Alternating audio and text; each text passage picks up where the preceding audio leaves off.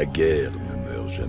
Salut à tous, c'est Srockfuni97, j'espère que vous allez tous bien. Aujourd'hui on se retrouve pour une vidéo assez particulière puisque comme vous l'avez vu au titre et à la miniature, ça va parler de Fallout 5. Et oui, malheureusement le titre n'est pas un titre aguicheur et celui-ci pourrait être réel. Comme vous le savez, Fallout 5 sortira après la sortie de The Elder Scrolls 6 et donc pas avant 2030. Mais maintenant la question que l'on se pose, est-ce que tout le monde pourra jouer à Fallout 5? Eh bien, nous allons voir cela ensemble. Fallout 5 sera injouable pour des millions d'utilisateurs suite à l'annonce officielle. En annonçant le retour des exclusivités, Xbox bouleverse l'avenir de Fallout 5 sur PS5 et futur PS6. Jusqu'où cette nouvelle stratégie peut-elle priver les joueurs français, francophones du coup, du prochain RPG culte? Et oui, comme vous le savez, il y a eu le Xbox Game Showcase du Summer Game Fest de 2026, et celui-ci n'a pas seulement montré des trailers, il a acté un virage stratégique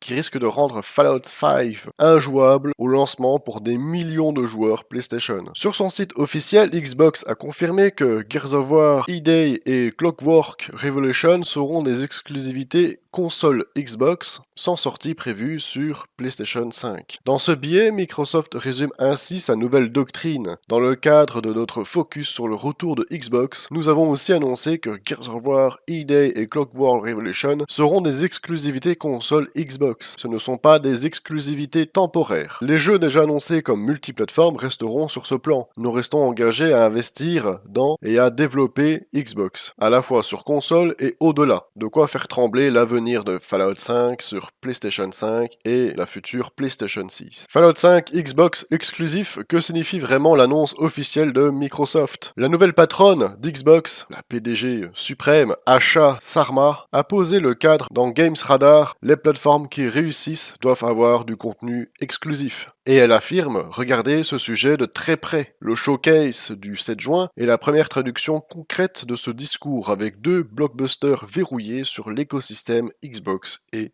PC. Officiellement, Fallout 5 n'est jamais cité, mais les documents révélés lors du procès contre la Federal Trade Commission montraient déjà un plan interne. Tous les futurs jeux ZeniMax, Bethesda Game Studio, sont réservés à Xbox. The Elder Scrolls 6 et Fallout 5 compris. En parallèle, des médias comme Windows Central parlent désormais d'un Fallout 5 attendu par défaut sur Xbox et PC, la version PlayStation étant décrite comme incertaine. Fallout 5 injouable sur PlayStation qui sera privé du jeu au lancement. Fin mars 2026, la PlayStation 5 a dépassé environ 93,7 millions de consoles vendues dans le monde contre environ 34,2 millions pour les Xbox Series. Fallout 5 suit le modèle de Gears of War E-Day, il sortirait uniquement sur Xbox et PC au lancement. Résultat, la majorité du parc console actuel ne pourrait tout simplement pas lancer le jeu. Les joueurs PS5 pure console, très nombreux en France et en Europe, seraient les premiers touchés. Sans PC de jeu, ni abonnement Xbox Game Pass avec Cloud, Fallout 5 resterait injouable pour eux pendant des mois, voire des années. Un comble alors que la série Fallout sur Amazon Prime Video a attiré environ 100 millions de spectateurs et relancé massivement la licence sur toutes les plateformes, y compris sur PlayStation. Ouais, enfin bon, Fallout 76 se porte toujours au plus mal, malgré ça. Fallout 5 sur Xbox seulement? Pour combien de temps les joueurs PlayStation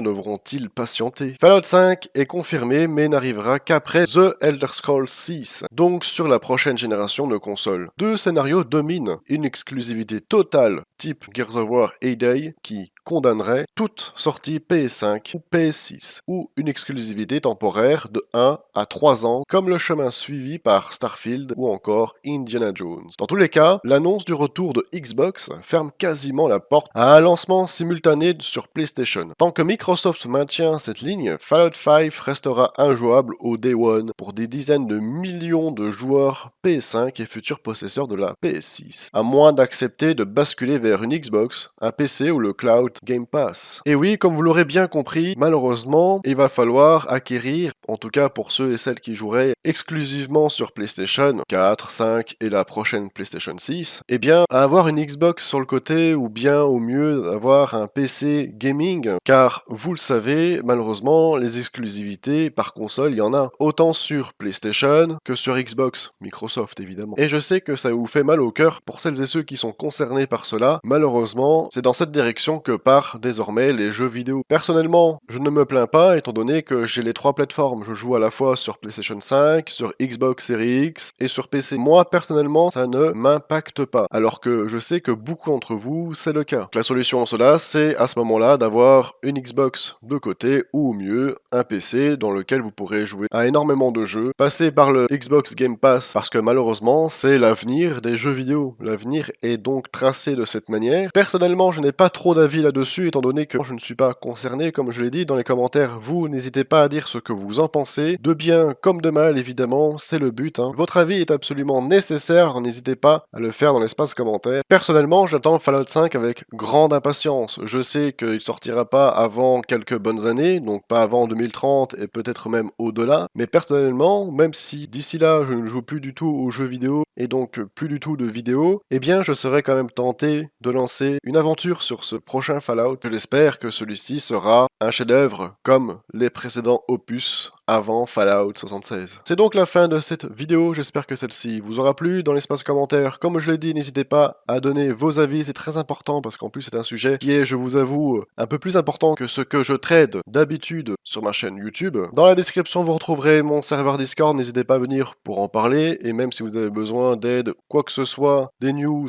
des leaks, de l'entraide pour Fallout 76, vous êtes tous les bienvenus. Vous retrouverez également ma chaîne Twitch, n'hésitez pas à venir me faire un petit coucou lorsque je suis en stream. Vous retrouverez évidemment l'article en description si vous voulez le lire par vous-même. Abonnez-vous à ma chaîne YouTube si cela n'est toujours pas fait, et comme d'habitude, il ne me reste plus qu'à vous dire bye tout le monde.